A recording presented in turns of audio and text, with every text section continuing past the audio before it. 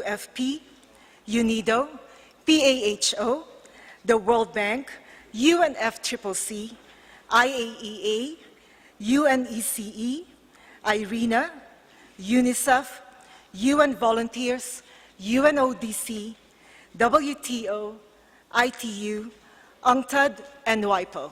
Whew. Yes, that's a long list, but it only shows you the strength of the support that we have for this initiative. Please know that even if your name or the name of your entity is not mentioned here, be assured that your contributions and your presence are highly appreciated and valued. Excellencies, ladies and gentlemen, I am now very honored to hand you over to the chair of this opening ceremony, His Excellency Dr. Zsolt Hetzi, Vice President of the UN General Assembly High-Level Committee on South-South Cooperation and Ambassador, Deputy Permanent Representative of the Permanent Mission of Hungary to the United Nations. Please let us welcome Ambassador Hetzi with a round of applause. Mr. Chair, over to you.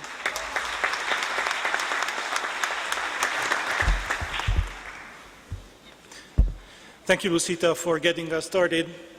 On behalf of the President, the Bureau, and the membership of the UN General Assembly's High-Level Committee on South-South Cooperation, and on my own behalf, I am privileged to warmly welcome you to the 6th South Annual Global South-South Development Expo being generously hosted here in Nairobi by the Secretariat of the United Nations Environmental Programme, UNEP.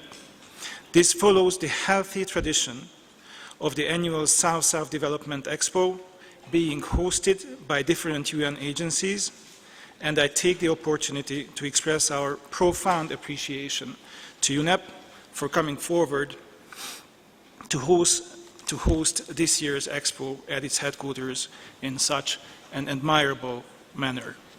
Let me first start by introducing the distinguished persons at the podium. To my right, in seating order, there are Mr. Johan Claus, Under-Secretary General and Executive Director of UN Habitat. Then we have Ms. Saleh Work-Zide, Under-Secretary General and Director General of the United Nations Office at Nairobi. Then we have Mr. Achim Steiner, Under-Secretary General and Executive Director of the United Nations Environmental Programme. Mr. Jan Eliasson, Deputy Secretary General of the United Nations. Then, on behalf of the host country, representing His Excellency Uhuru Kenyatta, President of the Republic of Kenya, is Her Excellency Mrs. Anna Waiguru, Cabinet Secretary for Devolution and Planning of the Republic of Kenya. Now we have the honor to have His Excellency Mr. Benjamin Mkapa, Board Chairperson, the South Center, and former President of the United Republic of Tanzania. On my immediate right, we have the Honorable Dr. Evans Kidero, Governor of Nairobi City, County. And then on my left, last but not least, Mr. Yiping Zhu, Director of the United Nations Office for South-South Cooperation. Ladies and gentlemen, distinguished delegates, let's give them all a round of applause.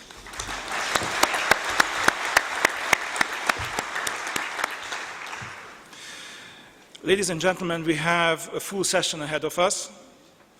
Before we start, please allow me to give a few remarks in my capacity as Vice President of the General Assembly High-Level Committee for South-South Cooperation. Over the past 3 decades, the Global South has witnessed unprecedented growth and expansion in incomes, bolstering of trade, lifting of hundreds of millions from poverty, and the emergence of growing middle class. Much of this unfolding phenomenon stems from a very noticeable surge in the practice and advancement of South-South cooperation by member states. Organizations of the United Nations system, other intergovernmental and non-governmental organizations. Also on the southern horizon, there has been a continuous increase in the number of regional and interregional agreements, the proliferation of free trade agreements, continental unions, and joint business ventures, including cross-border partnership. All this has bolstered the southern countries' share in economic, social, and political influence.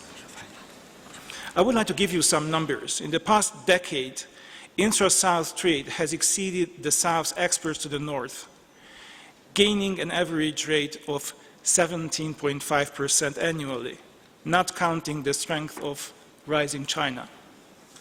South-South investment has also grown, especially in the least developed countries, by 20% to 26 billion in 2012. As a consequence, significant upswings have been noticed in household wealth accumulations across the South, with 600 million Southern households poised to surpass $20,000 US per capita income annually by 2025. Your presence here is a clear demonstration of the central role that South-South and triangular cooperation must play as we strive to achieve the yet unmet MDGs, the Millennium Development Goals, and move towards the inclusive post-2015 development agenda.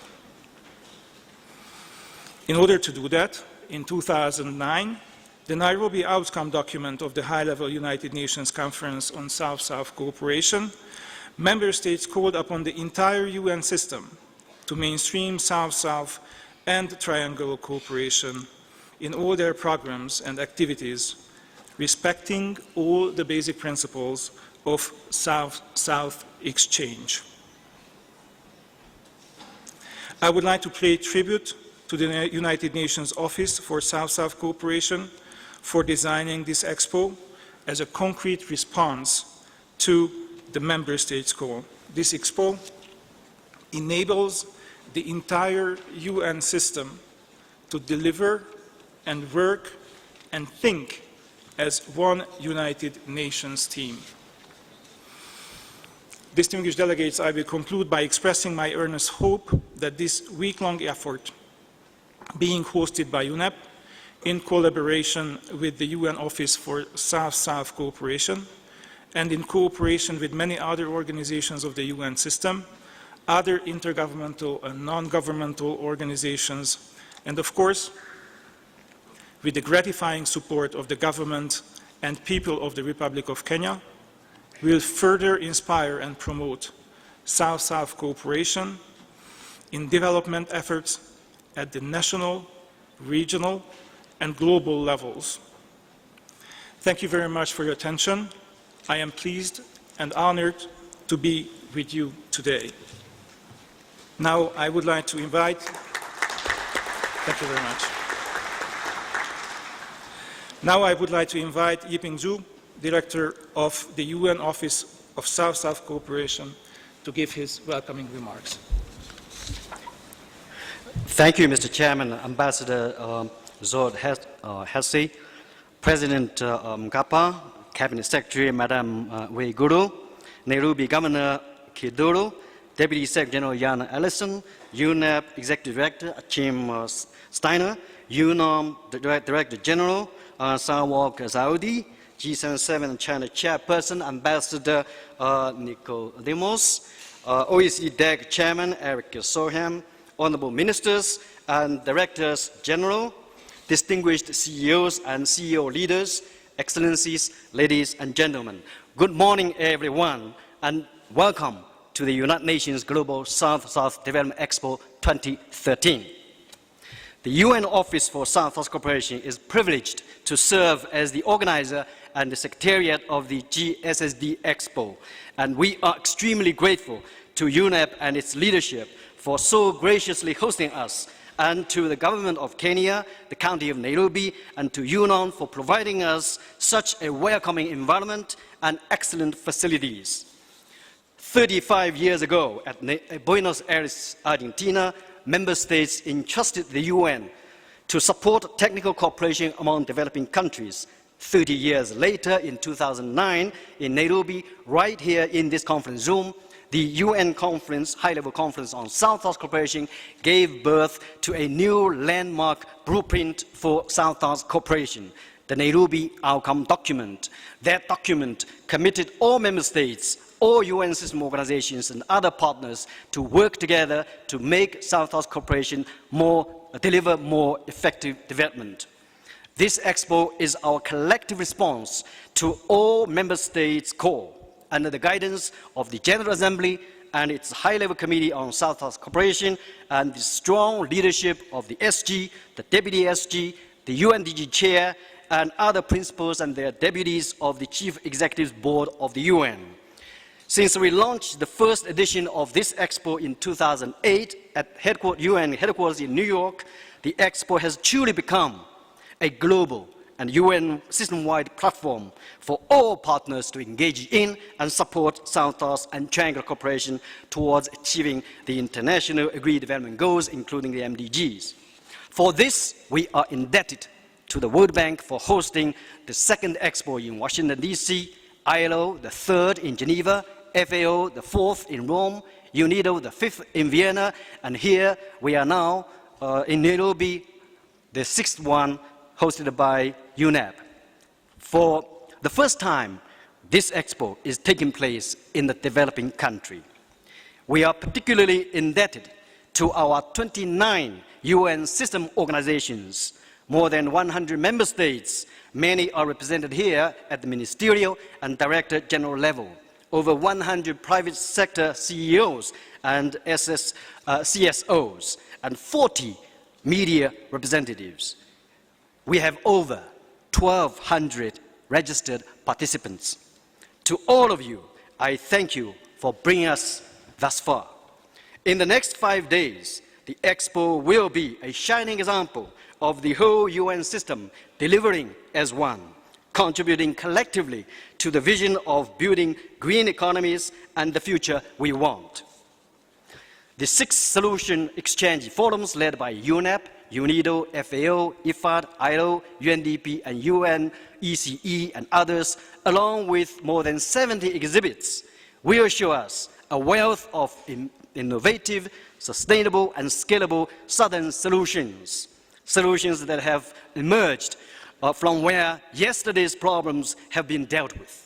The Leadership Roundtable and the Eco-Civilization Forum will set new directions for greening our planet through South-South and triangular cooperation. The high-level forum of National Directors General for Development Cooperation will show us what national leadership and ownership in South-South development really means. The SS Gate and the CEO Roundtable led by Rick, together with more than a dozen partnership forums, will show us how innovative public-private partnerships can be formed to scale up Southern successes for the benefit of all. Dear participants, we don't just bring the Expo to Africa to talk about South-South cooperation. You have brought the most successful and scalable Southern-grown development solutions to Africa. You will show that a renewed global South-South and triangular partnership for effective development is not just a dream. It is already a reality in the making when we launched the South-South Energy Initiative led by Ghana, championed by the Global South, the first Arab States Regional South-South Expo to be hosted by Qatar next February, the South-South Gate Technology Exchange Facility only for the landlocked developing countries, and when we declare that the 2013 Global South-South Development Expo came to Nairobi carbon neutral by offsetting the carbon footprint generated by this Expo. Dear participants, as the international community embarks upon a centennial journey towards building a greener planet, a pathway to prosperity for all, you are blazing the trails connecting South-South cooperation and triangular solutions with the unmet MDGs and the post-2015 Sustainable Development Agenda. This is what this Expo is all about, and this is why you all invested heavily to be here. This is your Expo. You are building truly a collective effort to contributing to the remaining MDGs and post-2015. Your Expo team is here to make your tasks easier and more meaningful and productive. On behalf of the organizers, I wish you every success and thank you.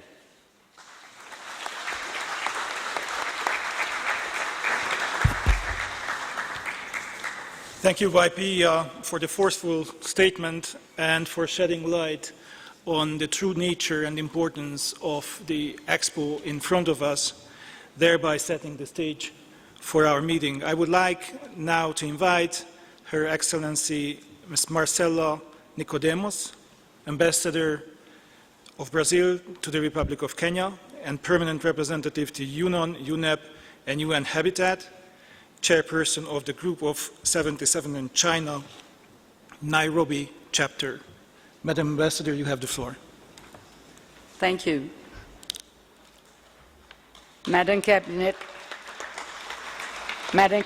Secretary for Devolution and Planning of the Republic of Kenya, Mr. Deputy Secretary General of the United Nations, Mr. Makapa, former President of the Republic of Tanzania, Mr. Vice President of the Bureau of the High-Level Committee of the United Nations General Assembly on South-South Cooperation, Dr. Ivan Skidero, Governor of the Nairobi City County, Madam Director General of UNOM, Mr. Executive Director of UNEP, Mr. Executive Director of UN Habitat, Mr. Director of the UN Office for South-South Cooperation, Excellencies, ladies and gentlemen, we, the permanent representatives of developing countries, members of the G77 and China, are particularly glad to welcome to Nairobi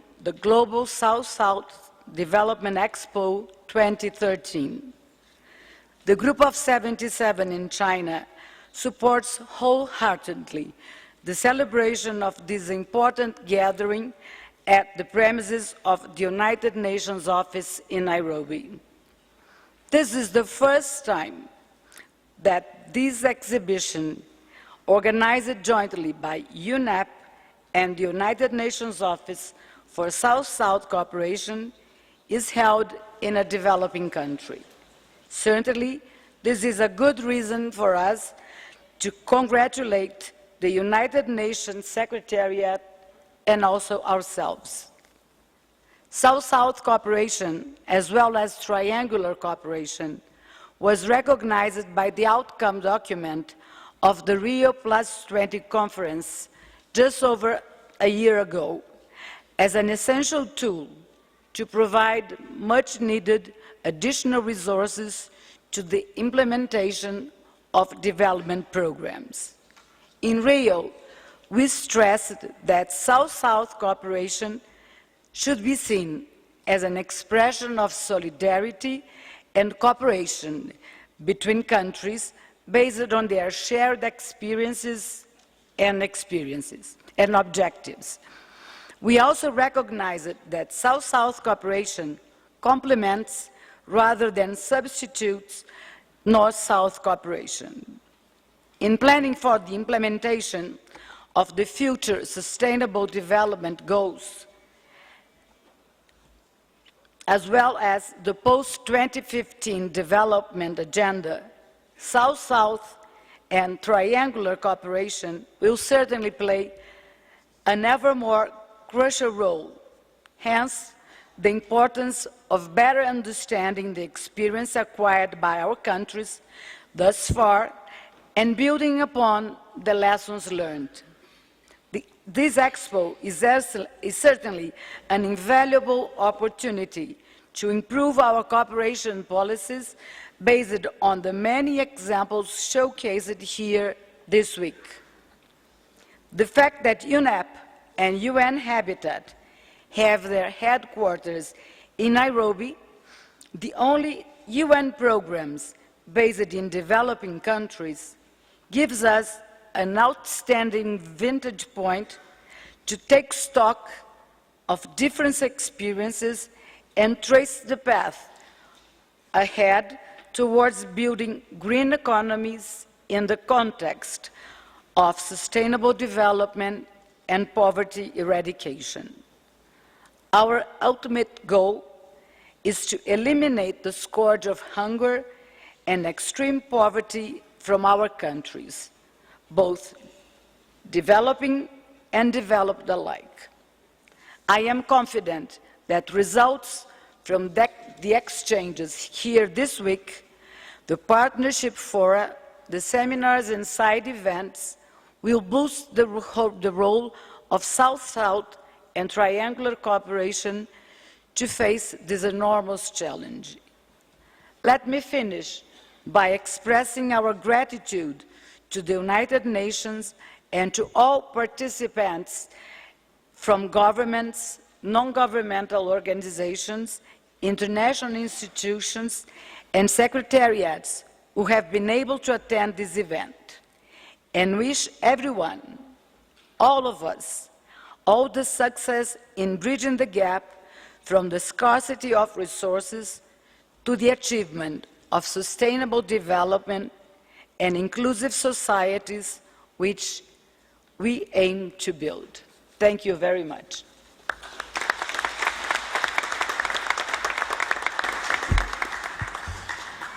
Thank you, Ambassador Nicodemus, for the vision that you have provided on the role of South-South cooperation and the future in sustainable development. And I thank you personally for the direct and strong link that you have established between the two processes. Thank you very much. Now, our next speaker is the Honorable Dr. Evan Skidero, Governor of Nairobi City County. Mr. Governor, you have the floor. Thank you very much. Ann Waiguru, our Cabinet Secretary for Devolution and Planning. Mr. John Ellison, Deputy Secretary General of the UN. Akim Steiner, Executive Director, UNEP. His Excellency, the President and former President of the Republic of Tanzania and a great friend of our country. His Excellency Peter Thompson, Chair of the Group of 77, our Permanent Representative of Fiji to the United Nations. Her Excellencies Marcella Nicodemus, His Excellency Zolhe Tesi, Her Excellency Zwede, the UNON Director, Mr. Akim Steiner, Excellency Ambassadors, Ministers, distinguished guests, ladies and gentlemen. I am delighted to have this opportunity at the very, very beginning to welcome you to our great city of Nairobi, which is also a county in itself. In Swahili welcoming word, let me say karibuni, karibuni sana for the people who are visiting Nairobi for the first time, and those who've been here before, let me say karibu tena. I'm equally delighted and grateful that the United Nations agreed to have this prestigious and high-profile Global South-South Development Expo hosted in our county of Nairobi.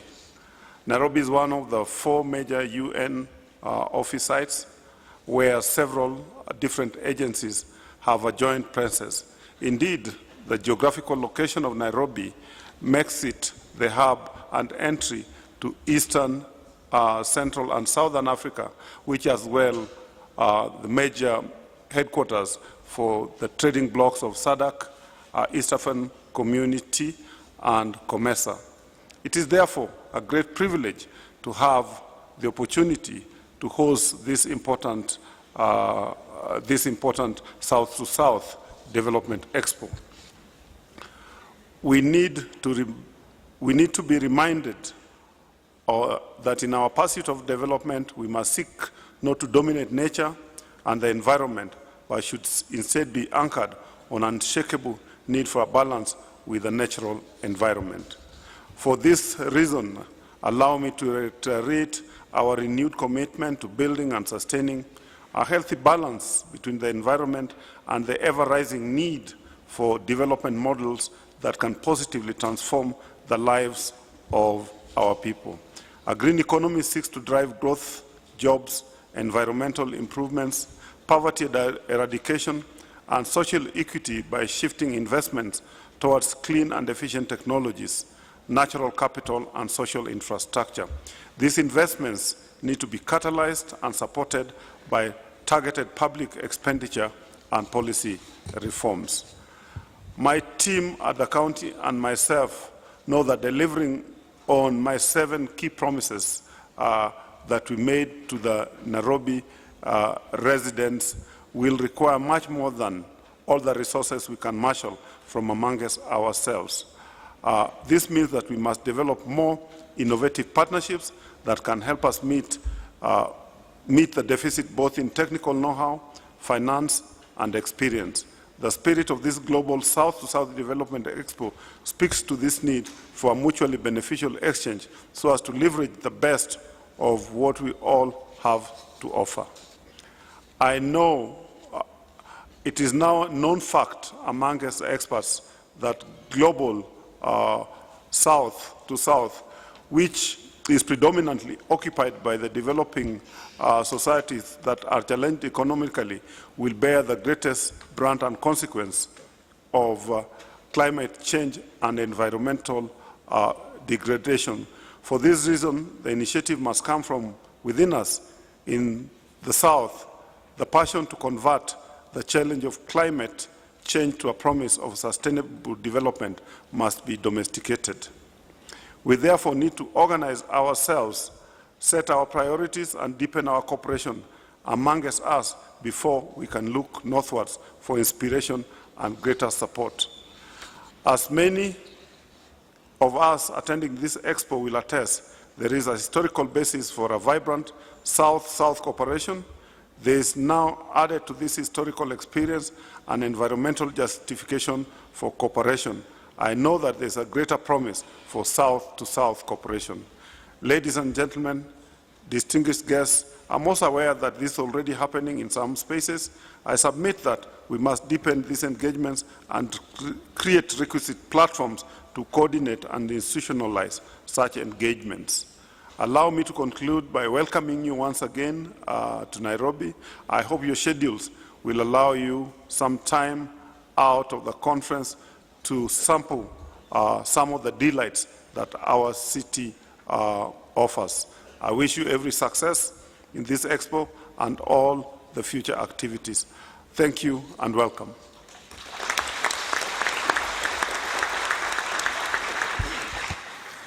Governor Kidero, thank you very much for your welcoming remarks, and also thank you very much for the vision on the future and giving us your local perspectives.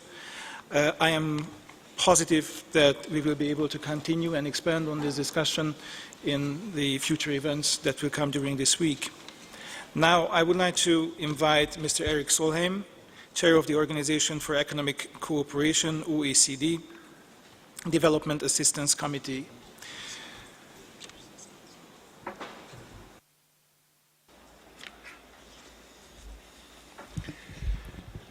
Good morning, friends, President Nkapa, all other friends. 2 weeks back, a small news item hit not really the world headlines, but it was there. But it should have been covered much, much more brilliantly.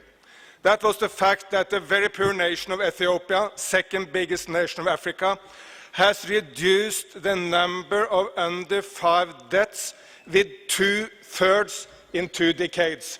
From 200 per 1,000 in the 1990s to 60 per 1,000 now. That's much more important than most wars of the world. In fact, developing this one nation of Ethiopia saves more lives than the combined deaths of all global wars combined. So it shows the importance of this.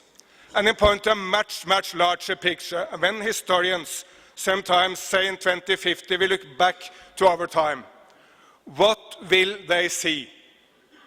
I think they will see the rise of the South. That's the main development in the time we have experienced in the last 2 decades.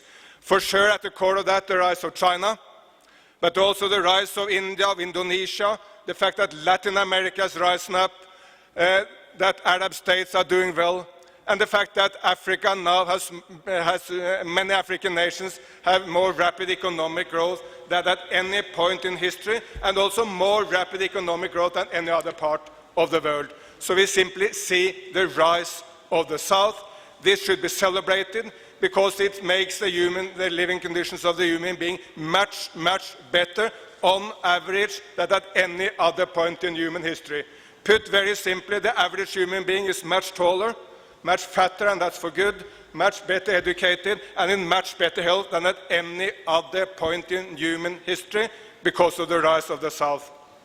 We have reduced global poverty, extreme poverty, with 1% every year since the 1990s. It's time to celebrate this. It's time to take a positive view of the future, but this could for sure not make us lazy. On the basis of this success, we must face the two new challenges: how to remove the remaining 1 billion people living in absolute poverty, and how to do that within the framework of the environment constraints, and to do it in such a way that we are improving the environment and eradicating poverty with the same means. And for sure, South-South cooperation is part of that.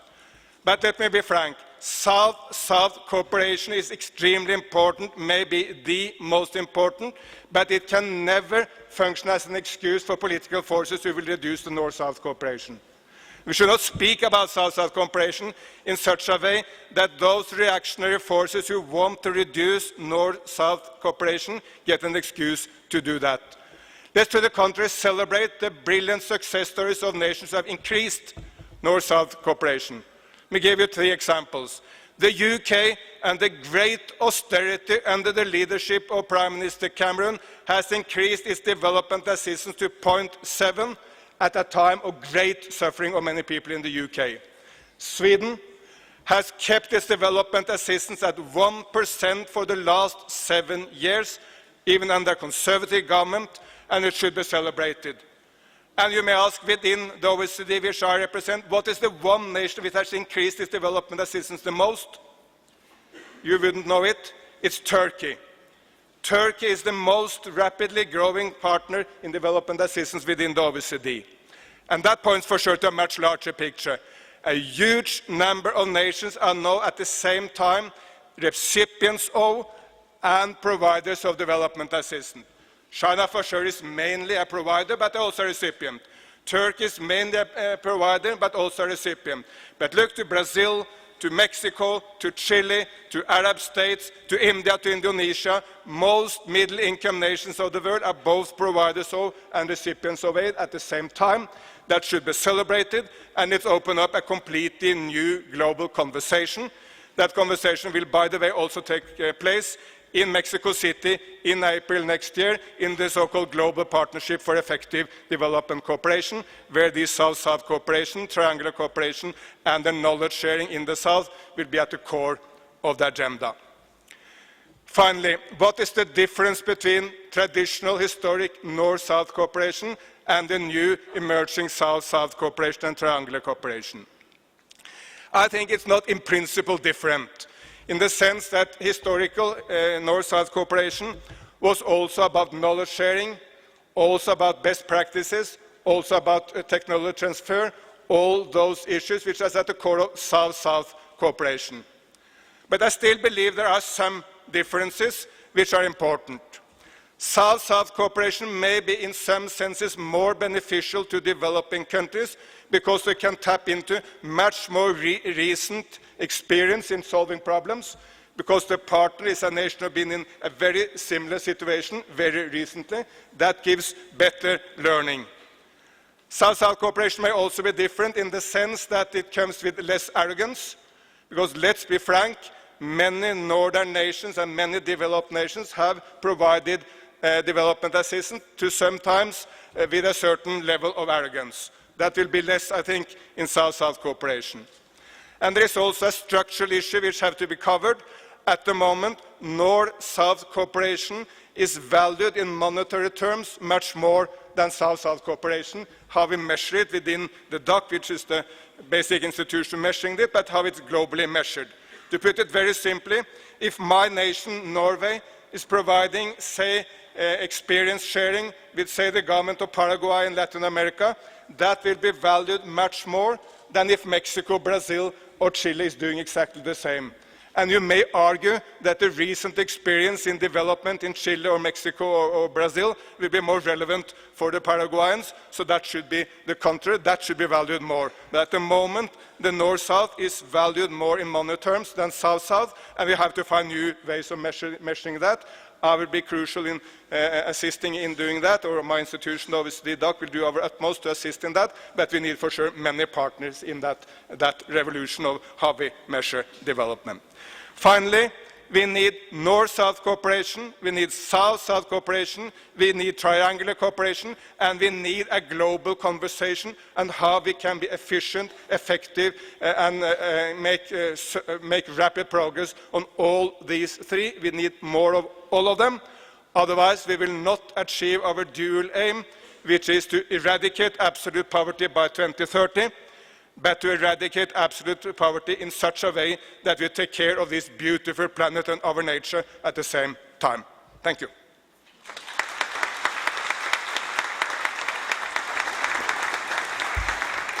Mr. Solheim, thank you very much for your thought-provoking and very frank statement. I would like now to call your attention to the screens on both sides of this podium. We will receive a welcoming video message of Rebecca Greenspan, Under-Secretary General and Associate Administrator of UNDP.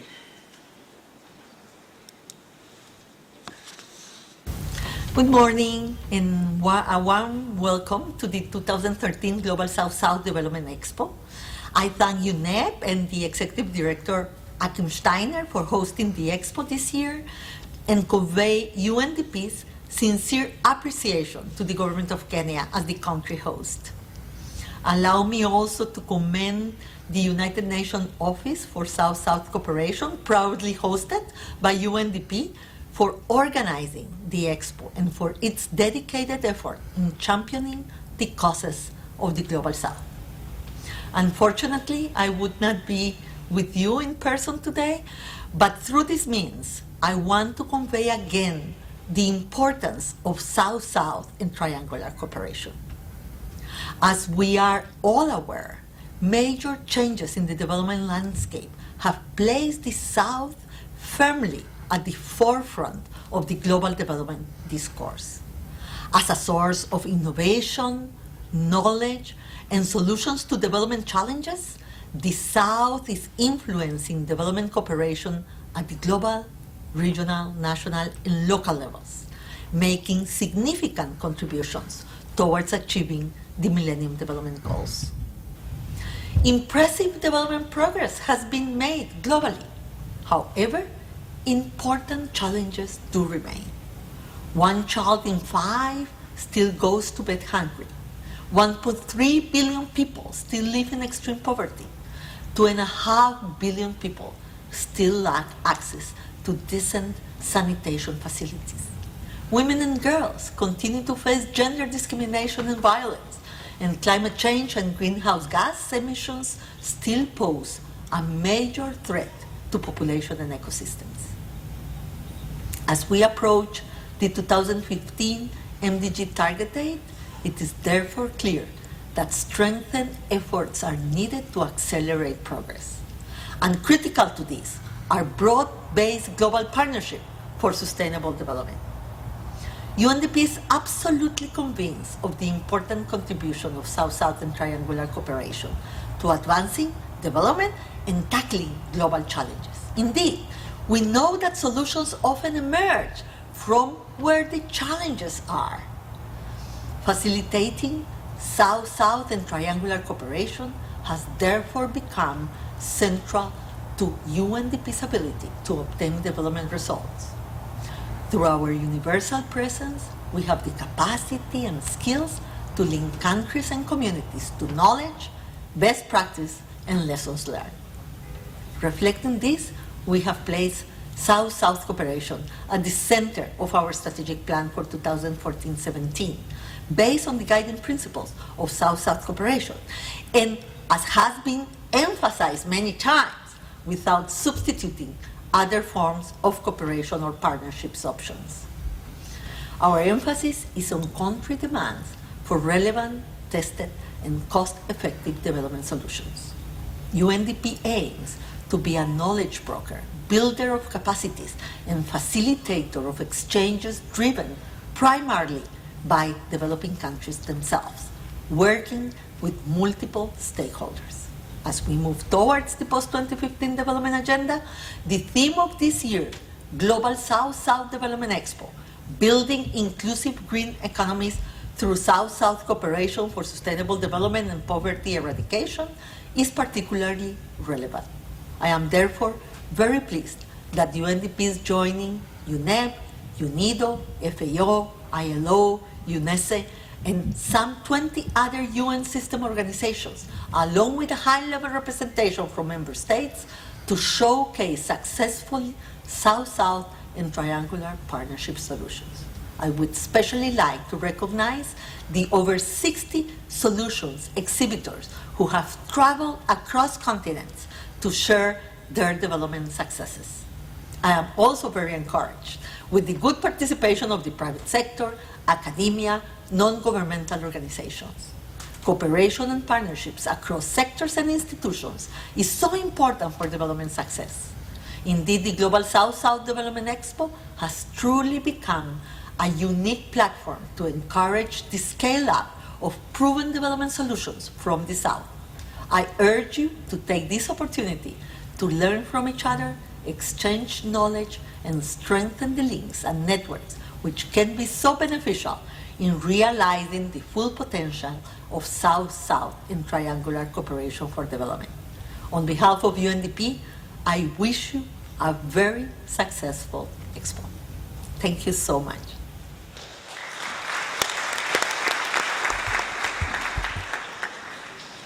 We appreciate receiving that message from Ms. Greenspan, explaining the challenges in front of us, but also giving her impression with regard to the role of South-South cooperation and UNDP in tackling those challenges. I would now like to invite Deputy Secretary General of the United Nations, Mr. Jan Eliasson, one of the biggest champions of global and South-South cooperation and global and South-South development, to present his views.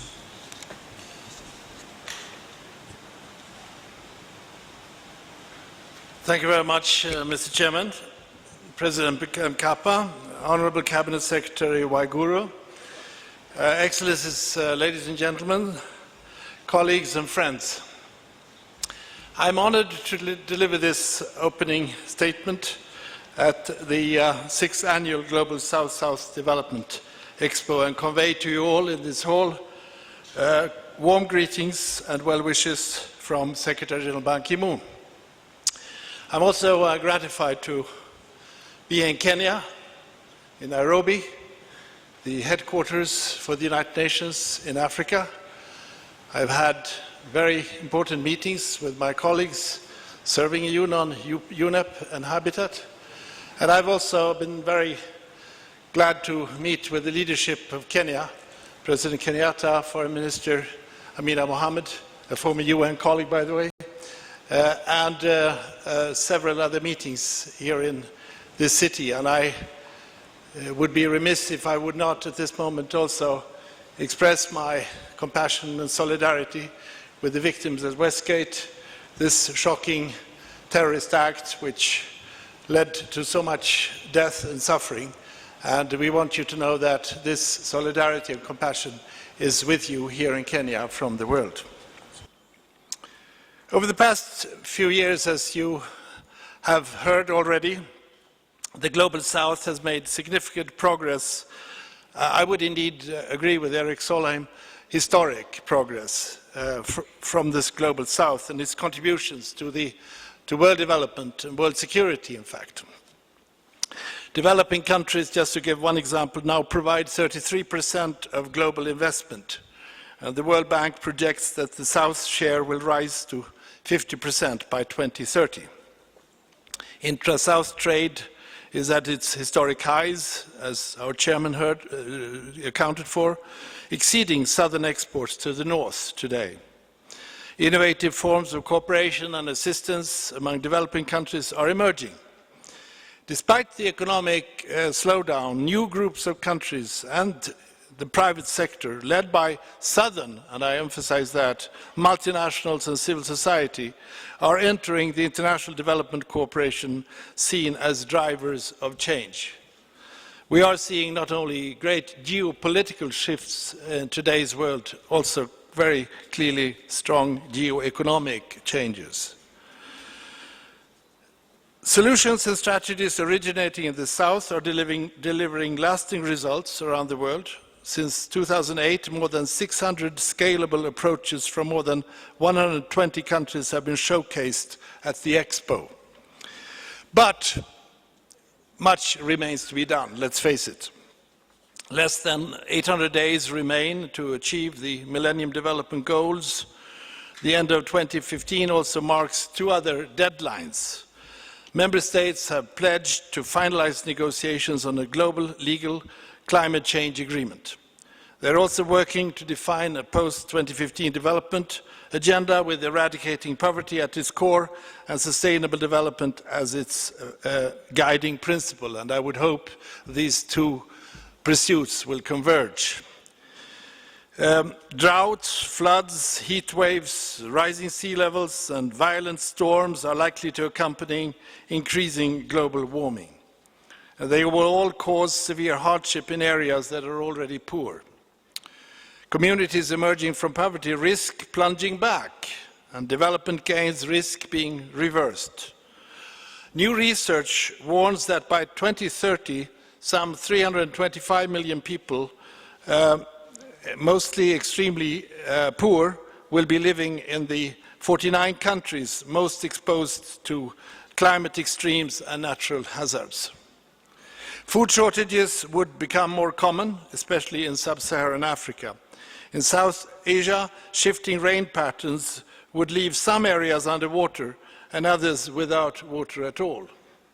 Devastating floods could become commonplace, and more extreme droughts could affect power generation and leave fields barren. The challenges may seem daunting, but as we will learn here this week, there are solutions. Southern solutions exist in industry, health, trade, investment, labor, and many other key areas. Moreover, mechanisms to take these solutions to scale are available and should be used.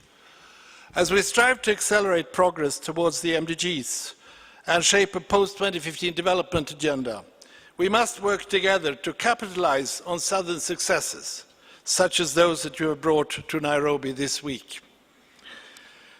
The Expo is a concrete expression of the new global partnership we need for the path we seek. UNEP has been a strong advocate of global transition to a green economy. Through its research, advisory services and partnerships, it has demonstrated the economic, social and environmental advantages of building inclusive, low-carbon and resource-efficient economies. The United Nations has endorsed the green economy approach for sustainable development and poverty eradication. And I'm pleased to see so many of you here today ready to take up this challenge. More than 25 UN entities, OECD, DAC and non-DAC countries are here, and I'm pleased to see more than 20 national directors of development cooperation agencies in this room. And of course the representatives from the private sector, civil society and the academic world. You are our leaders, your experiences is our guide, and the United Nations will cooperate with you and try to respond to your priorities. Partnerships have already shown their worth in the fields of malaria reduction and maternal and child health. Sustainable energy, global education, food and nutrition security are all benefiting from the same approach. And I am personally, on behalf of Secretary General Ban Ki-moon, working to generate similar momentum in the crucially important area of sanitation, the most lagging, sadly enough, of the MDGs. 2.5 billion people in the world lack sanitation, which is a euphemism for toilets, and 1.1 billion people defecate in the open. And added to that, 768 million people without access to water leads to the tragic, absolutely horrifying figures of over 2,000 children dying every day in diarrhea, dysentery, dehydration, and cholera, and I have seen them die in front of my own eyes. This is just one challenge that we have to now face and do something about. Excellencies, ladies and gentlemen, in closing, since its launch in 2008, this Expo has provided response to the Secretary General's call for the United Nations system to think as one, act as one, and deliver as one. And I think this Expo will inspire us to work in that spirit. Acting together, we are powerful beyond the sum of our parts, particularly if we cooperate with all other actors that I mentioned earlier. And over the next 5 years, 5 days, but also the 5 years, I hope, I urge you to seize this opportunity. So I ask you finally to build bridges. I ask you to establish partnerships. I ask you to encourage innovation, and I ask you to establish sustainable strategies for scaling up impact. And with this call for action, I wish you all a very productive and very rewarding Expo. Thank you very much.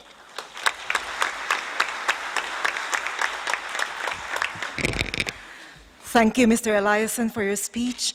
I would like to ask you to please follow Ambassador Hetzi, Mr. Yiping Zhou, and Mr. Achim Steiner down these stairs in front of the podium for the presentation to you of the South-South Cooperation and Triangular Cooperation Champion 2013 Award.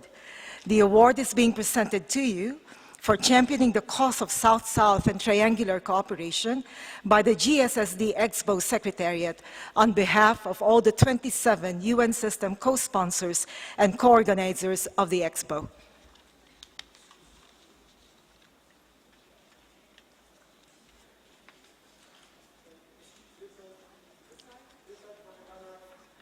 May we request you please.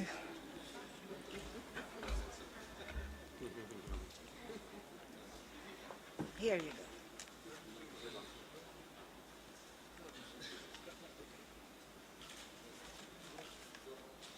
Mr. Secretary General, it is my honor to present you with this award. As I have said, one of the biggest champions for South-South cooperation and development, and also global sustainable cooperation and development. I would like to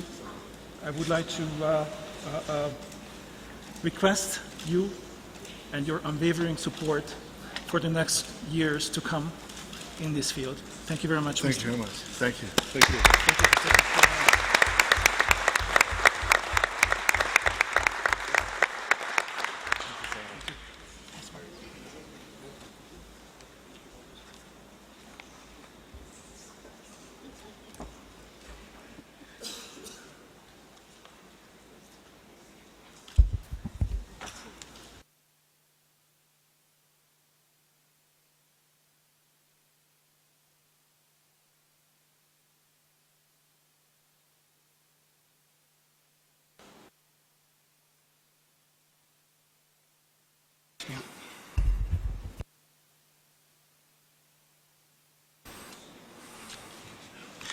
Mr. Deputy Secretary, thank you once more. I would like to ask Under-Secretary General and Executive Director of UNEP, Mr. Achim Steiner, to give his welcoming remarks as our UN host of the Expo and the conference. Mr. Steiner, you have the floor. Thank you very much. Your Excellency, Cabinet Secretary, dear DSG, dear distinguished members of the panel, if you allow me to use a great African tradition to say all protocols observed, then we know who is here, and we are obviously, and my role really in following you, DSG, is simply to do two things. One, to express our pride and humility at the same time of having been chosen to host what I think is becoming an increasingly important reality in the world, as we have heard, but also a role within which the United Nations is finding new avenues, new purpose, new objectives in partnerships. be they in terms of bilateral, be they in terms of triangular cooperation. And I would like to say that to be here in Nairobi, the headquarters of UN Habitat, of UNEP, the UN headquarters duty station with UNON, is also a very meaningful part of the journey that the Development Expo has taken over the years. It is here that over 40 years ago, Kenya took a very bold decision to invite the United Nations to establish its first headquarters in the Global South. The United Nations Environment Programme has celebrated its 40th anniversary in the lead up to Rio. Together with Habitat and UNEP, you have two programs here that will in one way or another be at the center of the debate about the future of our development path, about the choices that our nations will make. It is also my privilege to welcome you here in this beautiful city of Nairobi, which is our home. To Governor Kidero, I would like to extend my appreciation for the continued generosity and hospitality that you give to us, not only those of us who live here, but also when the United Nations Environment Programme and other agencies, funds and programs bring the world to Nairobi. It is always a tremendous effort that the city makes, the people of Nairobi make, and we are deeply grateful for that generosity. It is particularly meaningful also to welcome all of you here at a moment in time that has not been the easiest for Nairobi and for Kenya. But indeed, your presence here is also an expression of solidarity to stand with this country, with this city and its people, and for that we are very grateful. My final remark is simply to say the theme of this South-South Development Expo is about building inclusive green economies. For some, that still means it could be a conference about the environment. Let me borrow from a very famous American president a very simple quote, but slightly adapted to a more diplomatic context. Excellencies, ladies and gentlemen, it's the economy, excellencies. That's what we are talking about here. When UNEP embarked on its work to bring the environment, sustainability and equity issues closer to the economic discourse, it began to frame a debate about the future of the economic paradigm that would drive global development, national development, development of communities. We are proud to have you here this week in order to showcase that not only is this no longer a conversation of either environment, social or economic dimensions, it is a new conversation. And it is a conversation that is no longer relying on the traditional notion that it is in the North that the pathways for development are invented and in the South they are followed. Indeed, what you will see here in the exhibitions and in the different examples is indeed what is happening in the world today. New development paradigms, new development options are being invented every day. We have discovered across the globe, in the southern part of this globe also, some of the most far-reaching and pioneering innovations. This is not a conversation about North or South. It is not a conversation about environment or social or economic dimensions of development anymore. It is a new conversation, and it is through this South-South Development Expo that we wish to profile the leadership and the boldness that is emerging across countries in the world, but also right here in Kenya, in Tanzania, in Uganda, in Ethiopia, in South Africa, and you can go and start looking at green economy strategies literally emerging across all continents. Finally, it is a conversation as much about what the South still needs to achieve in development terms as it is about the responsibilities of the North to enable that global compact on development to evolve. That is the conversation that the Deputy Secretary General referred to that is now underway in New York, and we hope to be a central part of this conversation in the kinds of ideas that you will bring both forward at this meeting and hopefully to the attention of the world's public. Thank you very much.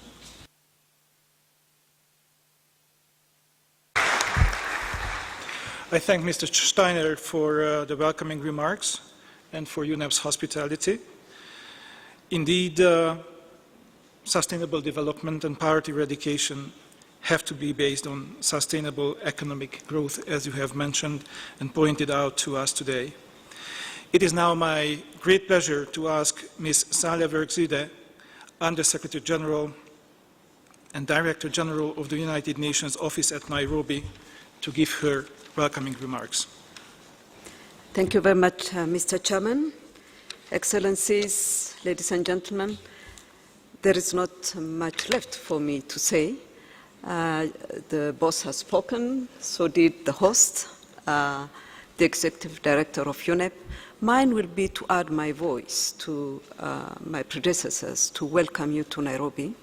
It's a great honor to have this expo be held in Nairobi, and thank you very much, Hakim, for having offered Nairobi as a venue, the UNEP headquarters as a venue for this expo.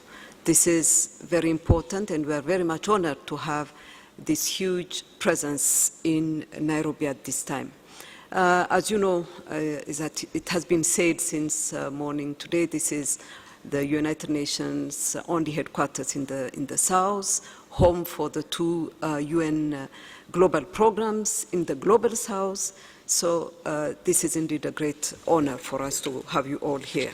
In this compound of the United Nations, over 3,500 dedicated staff work every day on a daily basis to advance the values and principles of the United Nations, not only in the global programs, but in the scores of regional offices, the UN country team, a number of them hosted in this compound. So this is indeed a great honor to have you all here. This expo is taking place a month after this horrendous attack that has been mentioned by the DSG. We stand, of course, in solidarity with the government and people of Kenya for what has happened.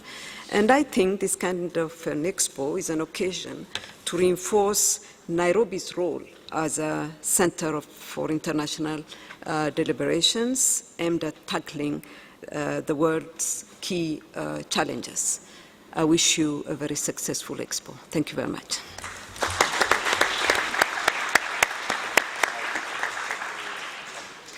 Thank you, Ms. Ida, for your remarks and for the graciousness in providing us with such wonderful facilities here at UNON.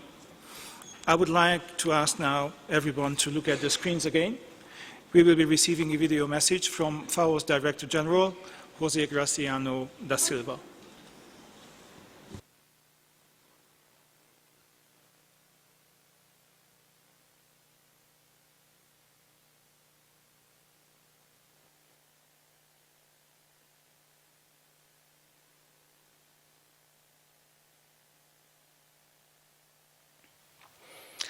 Ladies and gentlemen, it's a pleasure to address the Global South-South Expo.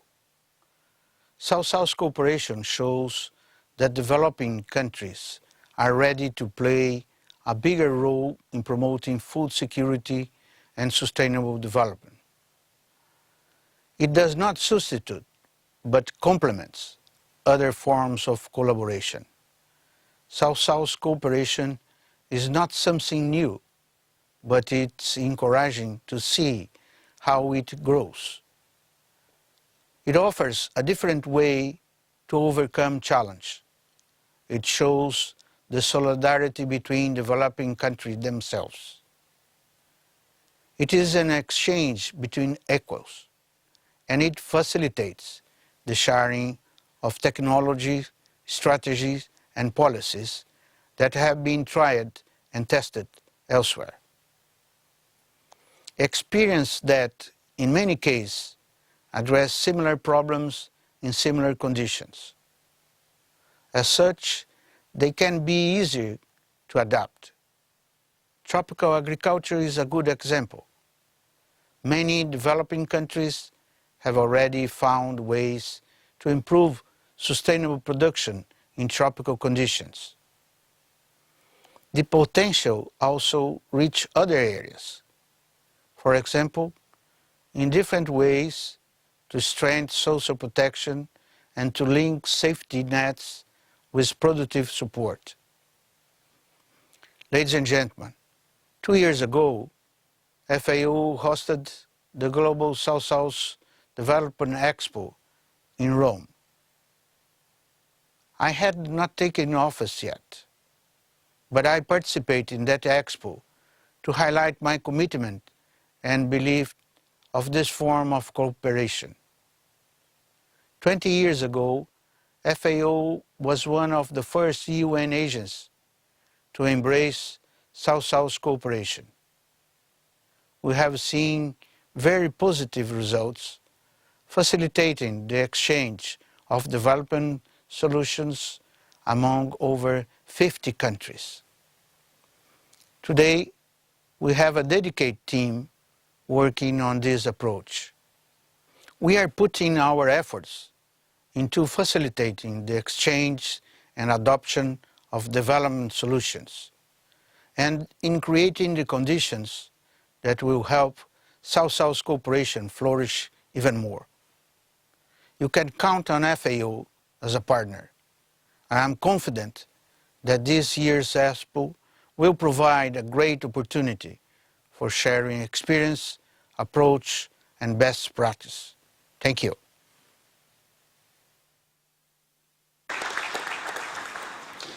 Distinguished colleagues, we appreciate receiving that message. Now we are honored to have our next speaker, His Excellency Mr. Wu Shaoqing, Vice Minister of the Ministry of Environmental Protection in the People's Republic of China.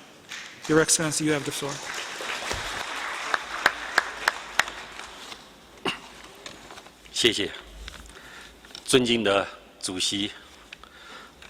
The Honorable Deputy Secretary General of the United Nations, Mr. Eliasson, the Honorable Executive Director of UNEP, Mr. Steiner, distinguished delegates, ladies and gentlemen, good morning to you all. I'm happy to be here in Nairobi at the beautiful headquarters of UNEP to join you all in sharing new ideas and initiatives on South-South cooperation for the environment and development. To change new ideas and new initiatives. Here I'd like to, on behalf of the Ministry for Environment Protection and myself, to convey my warm congratulations for the successful convening of the Global South-South Expo. I wish to thank UNEP for its efforts in preparing this event. The environment and development require full cooperation of the international community. This is a basic consensus. International cooperation for environment and development calls for an international regime as well as pragmatic collaboration with South-South cooperation among developing countries. A major force for this international regime and pragmatic collaboration. The developing countries have achieved fruitful results in pursuing South-South cooperation from the Andes Mountain to the Mekong River, from the ASEAN countries to the member states of the African Union, for the continuous enrichment and improvement of its format and contents and measures and mechanisms. China, as a developing country, faces huge environment and development challenges, with major focus on meeting its domestic economic and social development needs while actively following the world trend of green economic development and shifting to the green transformation of economic development. To do so, we promote the concept of the ecological civilization with emphasis on respecting, accommodating, and protecting the nature while integrating this concept and its materialization into the overall economic, political, cultural, and social development process, endeavoring to build a beautiful China. In pursuing the ecological civilization, the Chinese government has adopted a series of environmental protection policy measures in effectively improving quality of environment in China. The Chinese government, in forcefully protecting environment and promoting development of its country, has always followed the principle of mutual benefit, practical results, long-term cooperation and common development in pursuing a new paradigm of South-South environmental cooperation. With the present and future prospects in mind, I wish to propose the following observations in order to better advance the South-South environmental cooperation. Firstly, a full strategic significance to the South-South environment cooperation and the deepened consultation on policies with developing countries enjoying far more commonalities than having differences. The promotion of South-South strategic policy dialogue and pragmatic collaboration will contribute to the maintenance of our common interest and common development. Secondly, explore new ideas in enhanced capacity building. Developing countries face similar challenges in addressing environment and development problems while endeavoring to raise their international adaptability and competitiveness. They therefore should endeavor to facilitate their communication and dialogue on the strategic issue of green development. Taking advantage of this platform of the South-South Development Expo, we officially propose the China-South-South Environmental Cooperation, the Green Envoy program, through which we wish to facilitate the sharing of experiences among developing countries on environmental governance via various communications and dialogues, and to strengthen environmental capacity building and raise public awareness, aimed at further promoting the partnership between China and other countries in the South. Certainly, expand channels of cooperation for steady advancement of pragmatic collaboration with a view to involving more stakeholders, the traditional donor states in particular, in the process of South-South environmental cooperation, leading to South-North-South triangular collaboration, while playing the market force and attracting wide participation of private sector and civil organizations. Ladies and gentlemen, South-South cooperation institutes an important and indispensable part of international environmental cooperation, as well as a major channel leading to developing countries to sustainable development. This expo will inevitably facilitate green development of developing countries and reinvigorate the South-South development. In closing, I wish to reiterate that China will, as always, be a most sincere partner to other developing countries on the path for green development. I wholeheartedly wish South-South Development Expo a great success. Thank you.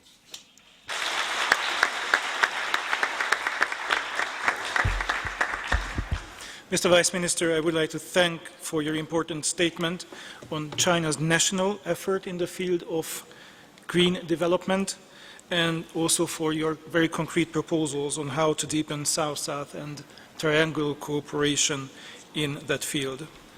Now, distinguished delegates, I have the great honor to give the floor to His Excellency Benjamin William Mkapa, former President of the United Republic of Tanzania and Chairperson of the Board of the South Center. Your Excellency, you have the floor.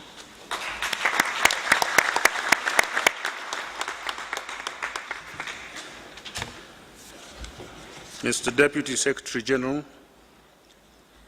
Cabinet Secretary for Devolution and Planning, Governor Kidero, Executive Director of UNEP, all leaders of distinguished United Nations organs and institutions on the podium, on the panel, ladies and gentlemen, I want to express my great gratitude for being invited to say a few words on this important occasion. In discussing South-South cooperation in relation to building a greening economy, you will have 5 days in which to look at the specifics and the strategies.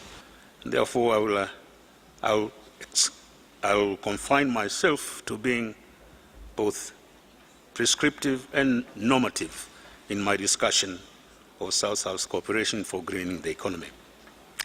Ladies and gentlemen, the first decade of the 21st century has been witness to a crisis of North-South multilateralism. Old structures and policies for North-South engagement that were developed as a result of the geopolitical and economic relationships from the end of the Second World War have been found wanting as the developing countries of the South sought to establish fairer and more equitable relationships with the North. As the South sought to make its voice and perspectives heard and reflected in the shaping and running of international policies and institutions, the North sought simultaneously to move away from its existing commitments to help developing countries and further strengthening its long-standing dominance in international affairs. One sees this clearly in addressing climate change for achieving sustainable development. The crisis of North-South multilateralism needs to be addressed. Better terms of engagement with each other on the basis of equity and full respect for each other's sovereignty and independence need to be crafted. Institutions that reflect the arrangement of the past need to be reformed, and institutions that have sought to address the development needs of developing countries need to be strengthened. At the same time, the South needs to take its own destiny into its own hands. For far too long, among the North and in many places in the South, there has been an implicit assumption that developed countries are the guardians of development. A greater effort of building South-South multilateralism needs to be undertaken. The South needs to work together through greater levels of effective South-South cooperation in order to find its own development solutions. Ladies and gentlemen, the Global South-South Expo on Development Solutions here in Nairobi provides us with an opportunity to continue this discussion on South-South cooperation. There are other efforts that have taken place in this area. In May of this year, leaders of the Global South, under the auspices of the Group of 77, met in Fiji to brainstorm on the issue of South-South cooperation. There are also ongoing discussions on South-South cooperation activities within the UN system, including through the High-Level Committee on South-South Cooperation. South-South cooperation is recognized as a key mechanism for promoting the development of the countries of the South. It has spurred increased regional development and integration in Asia, Africa, and Latin America. In my view, to be effective, the South-South cooperation should take place in two key areas. First, policy coordination in international negotiations, and second, in undertaking concrete South-South programs and projects. Why policy coordination? This is important because the developing countries need to unite and have common positions in order to be effective in international negotiations that involve North-South relations, in pursuit of sustainable development, greening their economies. South countries must need review bilateral investment arrangements to ensure that they meet the needs and interests of developing countries. In addition to policy coordination and the sharing of experiences, South-South cooperation also needs to deliver tangible development benefits to the countries of the South in these following areas. South-South trade should be undertaken in a manner that is mutually beneficial to all parties. Commodities trade arrangements among developing countries should be fairer and more balanced as between consumer and producer countries as compared to North-South commodities trade. Also, developing countries should take coordinated action to address speculation in commodity markets that have caused volatility in prices, adversely affecting developing countries. South-South investments, which are mutually beneficial to all parties, including the local communities, should be encouraged with appropriate institutions and policies put in place. Promotion of genetic medicines in developing countries, including trade among developing countries and investments through joint ventures and technological transfer. Programs and projects to encourage and undertake joint technology development and transfer on a South-South basis, including for those technologies that will be needed and will be appropriate for the adverse development conditions that one sees in the countries of the South. There should be enforced South-South cooperation in providing mutual benefits in the use of genetic resources and biodiversity. South-South cooperation in sharing experiences and assisting one another in climate change and other environmental issues is also crucial, particularly in the areas of adaptation and the reduction of greenhouse gas emissions in ways that are compatible with the South's sustainable development objectives. Ladies and gentlemen, building green economies in the context of sustainable development and poverty eradication in many developing countries will be a complex and difficult task. Among the difficult questions that need to be addressed are whether the attainment of such an economy constrains other aspects, including economic growth, of poor countries, social development such as poverty eradication and job creation, how to identify and deal with the trade-offs. What are the appropriate combinations between these aspects and at different stages of development as well as stages in the state of environment? What is the role of the state in defining and implementing regulatory frameworks with respect to economic activities and actors? How compatible is a green economy with the free market? And what is the appropriate way to address the role of the private sector? How to build an economy that is more environmentally friendly, and how to handle the transition from the present to the greener economy. The outcome of the 2012 Rio+20 Conference on Sustainable Development tells us that in answering these questions, there are different approaches, visions, models, and tools available to each country in accordance with its national circumstances and priorities to achieve sustainable development. Having a green economy in the context of sustainable development and poverty eradication is simply one of the tools available for achieving sustainable development, and that it could provide options for policy making but should not be a rigid set of rules. In practical terms, achieving sustainable development as the context for the shift to a green economy requires a three-pronged approach. First, the developed countries have to take the lead in changing production and consumption patterns, their economic model, that is.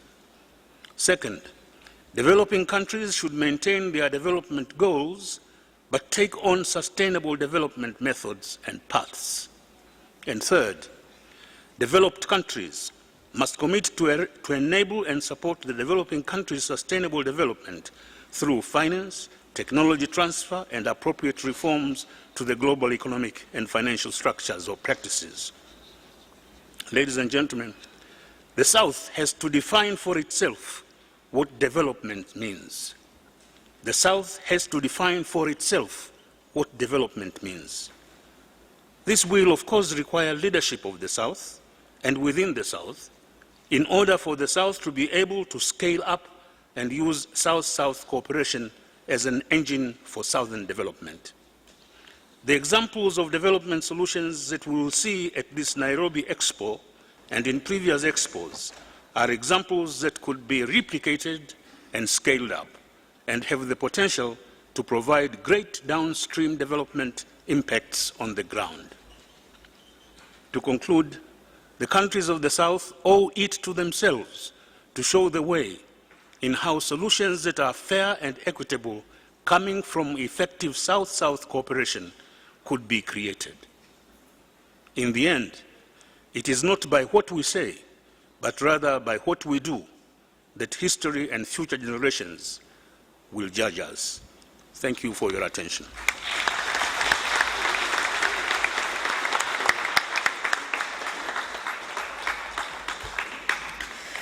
Thank you, President Mkapa, for your remarks.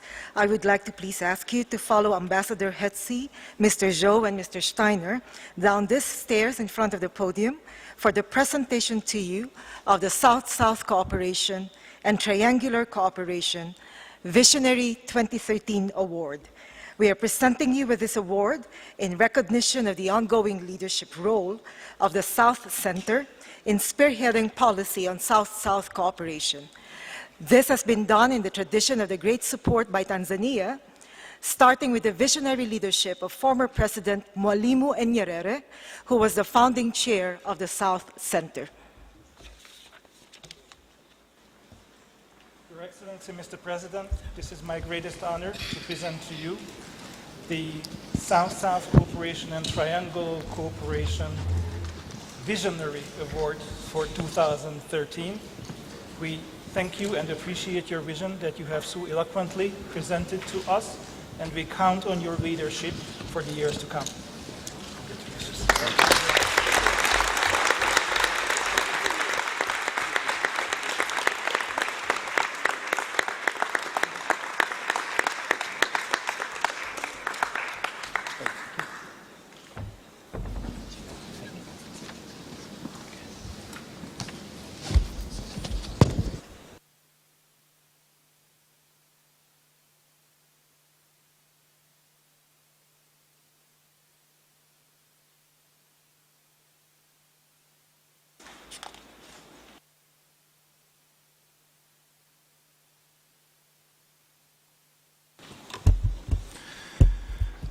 Mr. President, thank you very much and congratulations. We very much appreciate your participation in today's opening ceremony. Distinguished ladies and gentlemen, it is now with my greatest honor and pleasure to have Her Excellency Ms. Anne Waiguru, Cabinet Secretary for Devolution and Planning of the Republic of Kenya, to deliver the keynote speech of His Excellency Uhuru Kenyatta, President of the Republic of Kenya.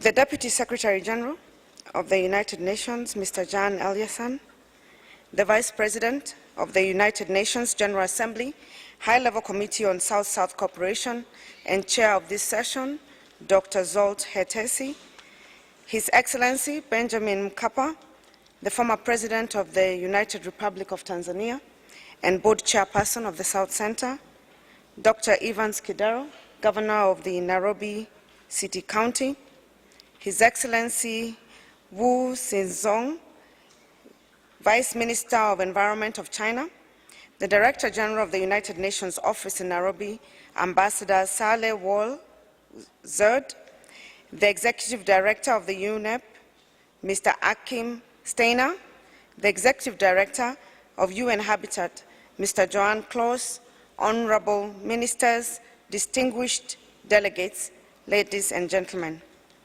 Let me start by stating that it is a great honor for me to join you today for this opening session of the 6th Global South-South Development Expo. I am representing His Excellency, the President of the Republic of Kenya, His Excellency Honorable Uhuru Kenyatta, who would have liked very much to be here with us this morning, but could not join us, unfortunately, due to commitments of presidential duties elsewhere. His Excellency the President has been a keen supporter of the UN activities globally, and especially in Kenya, which is the global headquarters of the UNEP, the UN Habitat, and the South-South Center. He welcomes you to Kenya and to this South-South Development Expo 2013. As you all know, Nairobi hosted the United Nations High-Level Conference on South-South Cooperation from 1st to 3rd December 2009. During that meeting, the Nairobi Outcome Document was adopted to guide the advancement of South-South cooperation as a means of advancing economic and social development through more South-South trade, investment, science and technology programs, educational and cultural exchanges. I am therefore pleased to note that Nairobi has been selected to host the first Global South-South Development Expo in the South. By hosting the 6th Global South-South Development Expo in Nairobi, you have honored our country and also demonstrated real confidence in Nairobi as the only headquarter of leading UN global institutions in the South. We in the Kenya government promise you, in return, maximum cooperation and support from the government and the people of Kenya. We have never taken the UN presence in our country for granted. I therefore take this opportunity to express my government's appreciation to the United Nations Office of South-South Cooperation, Dr. Akim Steiner, the Executive Director of UNEP, and the entire Expo 2013 Steering Committee for the work they have put into organizing this historic event. Your Excellencies, ladies and gentlemen, we in Kenya take pride in our involvement in South-South cooperation over a long stretch of our history. Our nationalist movement was based on Pan-Africanism, Third World solidarity, and the non-aligned movement that united the African peoples of Africa, Asia, and Latin America, and the Middle East in the struggle for universal freedom and self-rule. We are proud of the role that Kenya and other African countries played in the liberation of colonial territories worldwide and in realizing the 1948 UN Universal Declaration of Human Rights. All this enabled our countries to start in organizing their own national governance institutions according to their own preferences as compared to those of our colonizers. After our independence, we also resumed cooperation with our third world partners, some of which existed even before colonialism. In Kenya, our people were for centuries part of a vast trading network on the Indian Ocean that stretched from China to India and the Middle East, and that linked these regions to trading towns on our coast. We have, since our independence, intensified our trade, economic, and cultural ties with states of the South, without ignoring our vital ties with the countries of the North. We also believe that the United Nations and other multilateral agencies have a vital role to play in this. Ladies and gentlemen, the world has changed since Africa's independence in the 60s. Economic growth over the past several decades has been fastest in the South. Developing countries, according to many estimates, are set to account for about 60% of the global GDP by the year 2030. The South played a major role in rebalancing the global economy after the onset of the 2008 global financial and economic crisis. We in the Global South, therefore, face a very different future compared to the past one that we inherited from our predecessors, the founding fathers of Third World Solidarity and the non-aligned movement.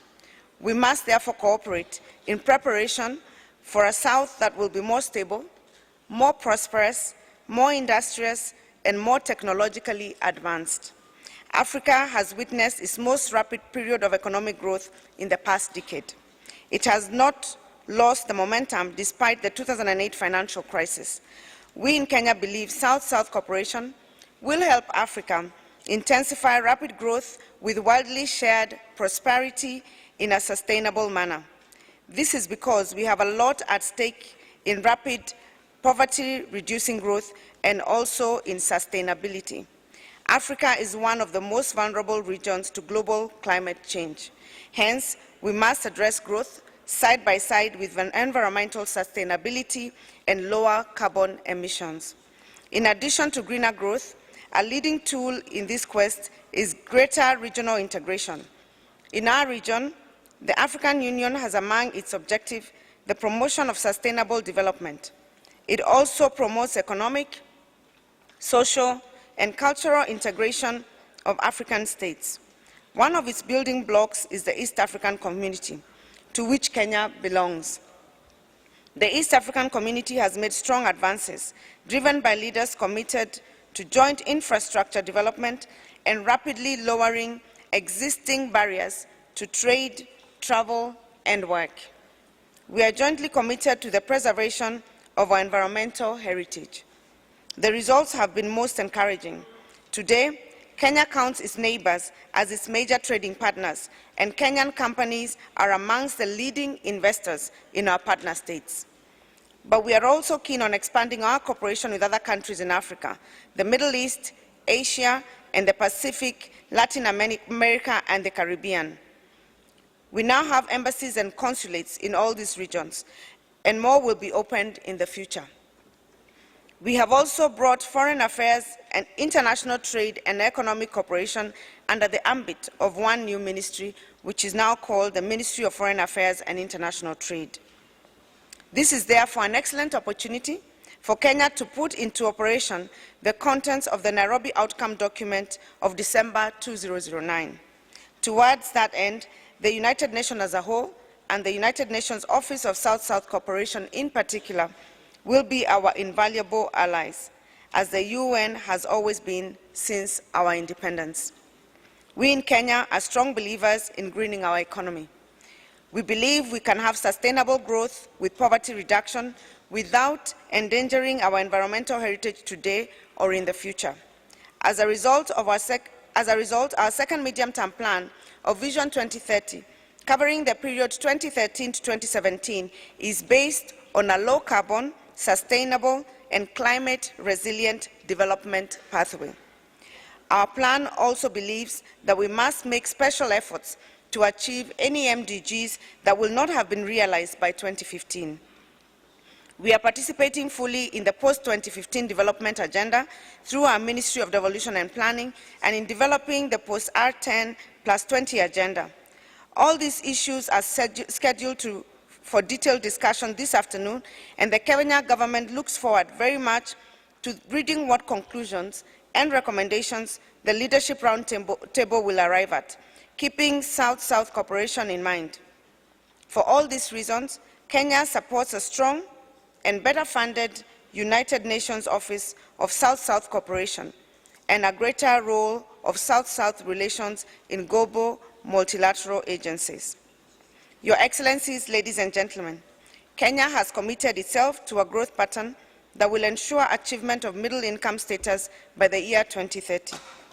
The government is working to ensure that all Kenyans, and especially the youth, are part of this economic transformation.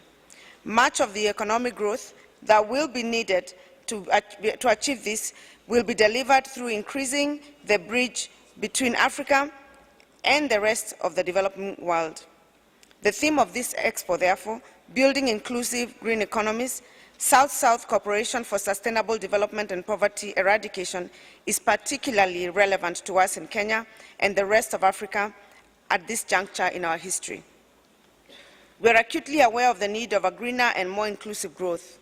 In our energy sector, just to cite one example, we in Kenya have invested heavily in geothermal energy, wind and solar power in order to reduce our dependence on thermal sources of electricity. Our development policy has been on that which combines poverty reduction and sustainability. I wish to thank the UN, the UNEP, and all our international development partners who have worked with Kenya in reorienting its energy sector towards an environmentally sustainable, low-carbon direction. Ladies and gentlemen, the late Professor Wangari Maathai, an icon of our country, once told us the following: until you dig a hole, you plant a tree, you water it, and make it survive, you have not done a thing. You are just talking. In other words, promoting green, sustainable development, actions speak louder than words. Kenya will be celebrating its 50th year of independence next December. As part of the celebrations, Kenya will plant 50 million trees. In this and other activities that will feature in this expo, you can trust Kenya as your faithful partner in word and in deed. The principles that guide South-South cooperation are key to our success. We must ensure that the multilateral system and the international community promote green economies in word and deed, as Professor Wangari Maathai taught us. Your Excellencies, ladies and gentlemen, let me conclude by once again congratulating the organizers of this expo. I also want to encourage you all to find time to enjoy the beauty of our country and the hospitality of our people. We have much to offer. With these few remarks, it is now my pleasure to declare the Global South-South Development Expo 2013 officially opened. Thank you.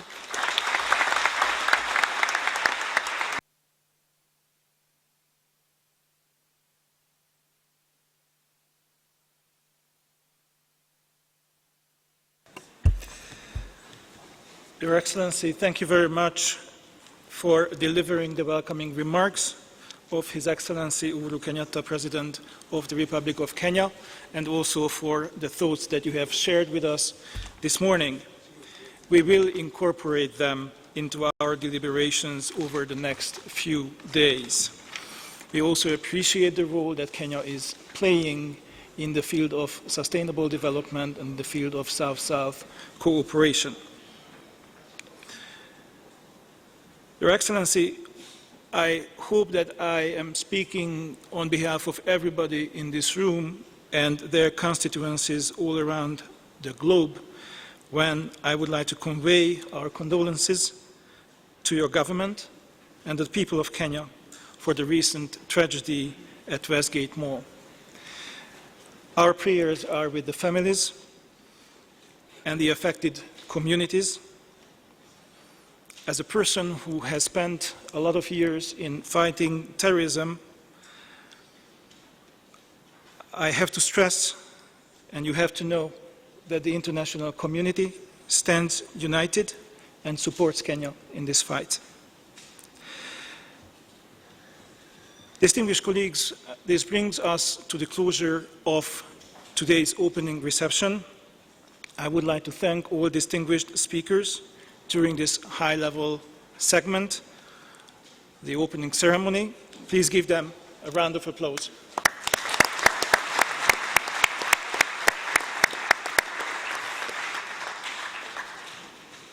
I do know that we will have a lot of important events in the days to come, but I was requested to make a special announcement. As you might know, this evening, starting at 6:30, the Kenyan government is hosting an opening reception in the event tent. Like all evening events this week, it is for registered participants on the first-come basis, first-come, first-served basis, so be there on time. With this, I take one of your minutes to express my gratitude to be here with you during this morning. And with these words, I declare the opening ceremony adjourned. Thank you very much.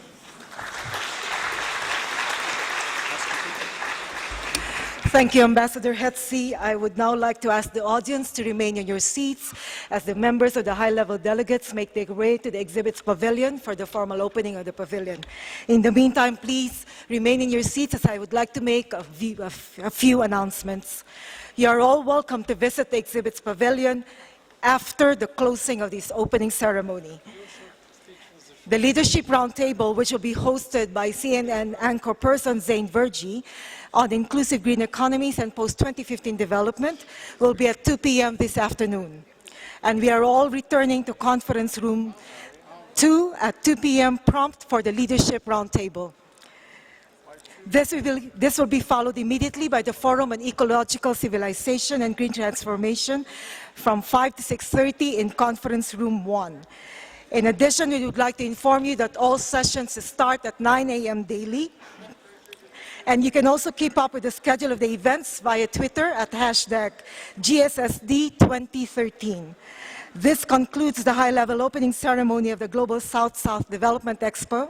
Let us now join our distinguished panelists at the exhibits pavilion. Thank you, and we all wish you a very good day.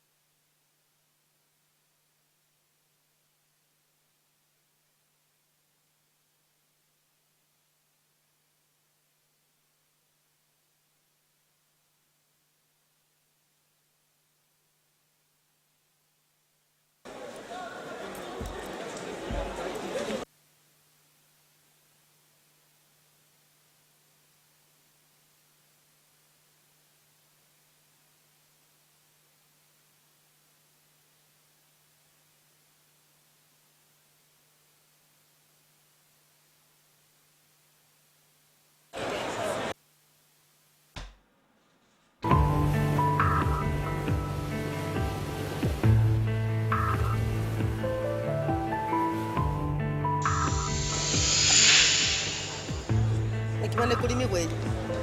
Mane mane yo. Ata kwa. Hey, use kulimi we.